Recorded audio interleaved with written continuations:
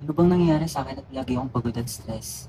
Hey Jay! Palagi ka bang stress at pagod? Umabot na ba sa 140/90 ang BP mo? Baka hypertension na yan. Hypertension is characterized by excessive force of blood pressure. It is linked to major health concerns such as heart attack, stroke, and kidney failure. 1.13 billion people worldwide have hypertension, but most people have no idea that they have it. Lack of physical activity, obesity, drinking, smoking, and excessive salt and fat consumption can lead to hypertension.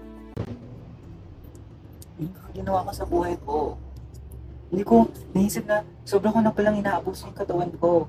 Ngayon, lagi na lang ako napapagod. Lagi na lang masakit ang ulo at aking dibdib. Kung may babalik ko lang sana yung nakaraan, sana hindi ko na lang ginawa to. Sana hindi ko na lang ginawa yung mga ginagawa ko noon. Huwag kang mag-alala.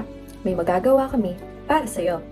Mayroon kaming ilang tips para mapanatiling kontrolado ang blood pressure mo at maiwasan ang pagkakaroon ng hypertension.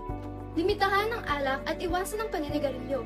Itigil mo ang iyong bisyo dahil ito ay maaaring magdulot ng pagtaas ng blood pressure at iba pang pwedeng maramdaman ng iyong puso. Regular na ehersisyo. Maglaan ka ng oras para sa mga exercise tulad ng paglalakad, pagbibisikleta, pagsasayaw o kahit anong pisikal na aktibidad. Makatutulong ito sa pagbaba ng iyong presyon at pagpapalakas ng iyong puso. Balanse ang pagkain. Kumain ka palagi ng mga masustansyang pagkain tulad ng prutas at gulay. Iwasan o bawasan ang mga pagkain na mataas sa asin, taba at asukal. Magpahinga. Maglaan ka ng sapat na oras para sa pahinga at pagtulog.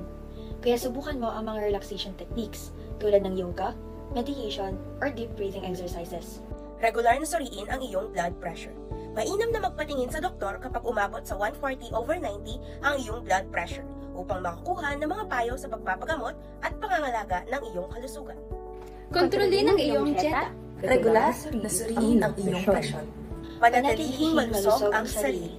Sama-sama nating lagpasan ang hypertension. Kaya tayo kami.